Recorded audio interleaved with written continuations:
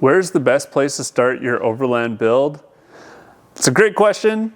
We get asked it all the time. So I have 5 different mods that you should seriously consider starting your Overland build with. There's a million different ways that you can build your truck depending on what you want to do and what kind of truck you have and what your style is. So every single person you ask is going to have a different answer. I've been there before myself building my own truck, and luckily for you, I've pretty well installed every mod you can do at this point. For better or for worse, I've wasted so much time and money on mods that I shouldn't have bothered with, as well as doing things multiple times just because I didn't get the one that I should have the first time.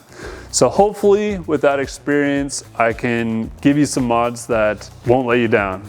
I hear the same question pretty frequently from a lot of you guys, and that's like, I want to get into overlanding, I want to get into off-roading, nothing too crazy, just want to stick to some dirt roads, some moderate obstacles, maybe a cross ditch or a boulder. You don't want to spend a ton of money, but you want a truck that's capable, is comfortable, and won't break down all the time. I say this a lot, but the first thing you should do before you even start modifying your truck is just get out on the back roads and go do the things that you want to do. Your truck, totally stock, will go a surprising amount of places actually. And I see just so many people think that they need to do all these mods and upgrades before they can even go out onto a basic dirt road. And it just couldn't be further from the truth. I even made a video about the top 5 mods that you shouldn't do. That's how much I believe this. Before I get to the list, I just want to say that if these videos are helpful to you in any way, I would love a subscription. But if you got commitment issues, I understand, I'm not offended. Just a like or a comment is great too. I love reading what you guys have to say. So anyway, on to the list. The very first mod I would recommend, and I always recommend, is tires. You want to decide right up front what size and what kind of tire you're going for. An all-terrain, a mud terrain, a small tire, a big tire. You know, you just want to make that decision right up front.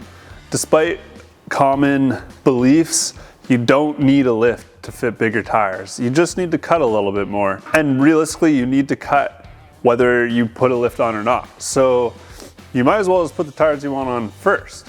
That's what I think anyway. And so up front, you want to decide whether you're going for an all-terrain or a mud terrain. I would recommend an all-terrain because they're way quieter and more fuel efficient and actually better on the road, which is where, you know, 90% of our driving realistically is. If you're like building just a straight off-road truck that you don't daily drive, a mud tire is awesome, but not really necessary. I would also decide what size you want to go with right from the beginning and then build around that. The bigger the tire you get, the more capable your truck is going to be off-road, but you're sacrificing fuel efficiency, you're sacrificing power, you're sacrificing the strength of the components that are attached there.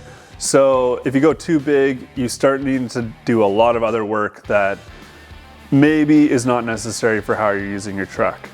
I would say a 33 is a really good compromise tire. It's just big enough that you can go a lot of places and have good clearance and comfort, but without needing to like get into regearing and crazy clearancing and all that stuff. Regearing will help with a 33, but it's not necessary. It's like totally manageable without a regear. My next mod that I'd recommend is skids and sliders. I know that this is actually 2 mods, but I always lump them together because they kind of just go hand in hand. As you start to go off-road, you're gonna find yourself going into more and more places that aren't exactly flat anymore. There's gonna be rocks, there's gonna be trees and all sorts of obstacles. And if you're the kind of person that likes to push yourself and push your truck, trust me, you don't wanna be the guy that smashed in your doors before you got sliders. It's pretty embarrassing and it's very sad. Skids protect your drivetrain, so they go under your truck. They'll protect your engine, transmission, transfer case, and that'll be great if you are driving and you don't see a big boulder and you smash it, or a log or stick pops up and wants to gouge out your coolant lines or something. They just protect everything so you don't even have to think about it anymore. Sliders, they go along the side of your truck and they're meant to slide on.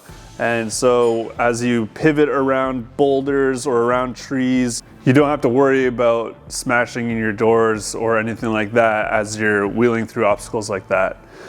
My third mod that I'd always recommend is suspension. I actually recently bought my first ever brand new vehicle and I took it off-road, and I actually hadn't remembered how bad stock suspension is off-road. Don't get me wrong, you can go everywhere with stock suspension, but speed and comfort aren't words that I would use to describe the experience. I'm not saying you should go out and buy insanely expensive suspension, but what I am saying is that you should be realistic about what your goals are and how you want to use your truck. And then use that expectation to buy the right suspension the first time. There are some really solid budget suspension setups that are really great for most people. The Bilstein 6112 and 5160 setup, for instance, is one of our most popular setups just because it's so good for the price range. I don't think that there's anything better in that price range, actually. But if you want to start sending harder, going faster, doing more crazy stuff, then it's not really going to stand up to what you want to do. It's not going to have the right valving, they're not rebuildable, all that kind of stuff. So you're going to want to go with something a little bit better. And in my opinion, you should just save up that little extra and just go to the better setup if that's what you see yourself doing. If realistically you're just driving some dirt roads, then the 6112s are totally fine and you're going to be more than happy with that. The key is to just be real with what you're going to be doing and not do it more than once like I did, because I think I've installed like 6 different suspension setups on my truck at this point, and it's really expensive to do that. One mod that I really wish I had done earlier on in my truck modifying journey is a switch panel. And the reason I say that is because when I first started, I thought, oh, I'm just gonna do it the cheap way. These switch panels are expensive. And I just put switches in.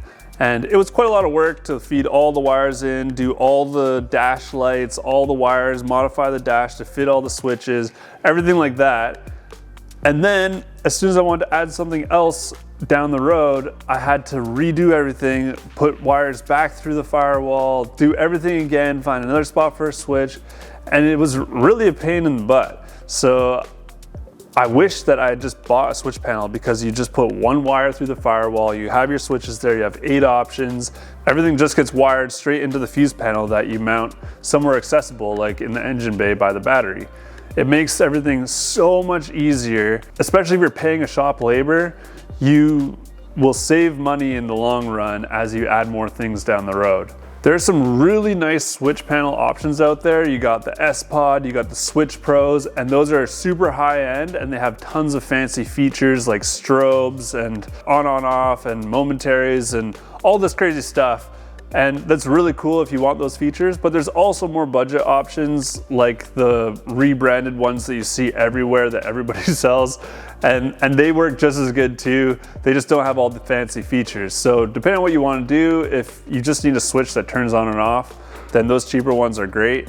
And if you want something that has a bit more functionality, then the higher end ones that are like 3 times the price are really nice.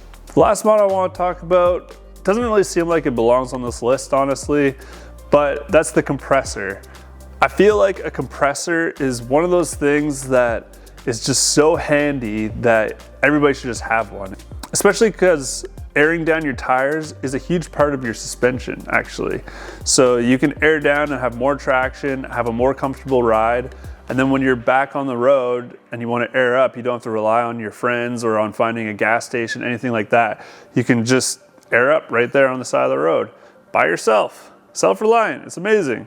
Another great thing about having a compressor is you can fix a lot of small punctures that you'd get on the trail. You can just plug it with a tire repair kit and fill it up without even pulling your tire off the truck. A side benefit is you can fill up your floaties for the lake really easy, and you can run lockers too. Honestly, lockers should be on this list, but I assume that if you bought your truck with overlanding in mind, you probably bought the one with the e-locker anyway, so you're already all set.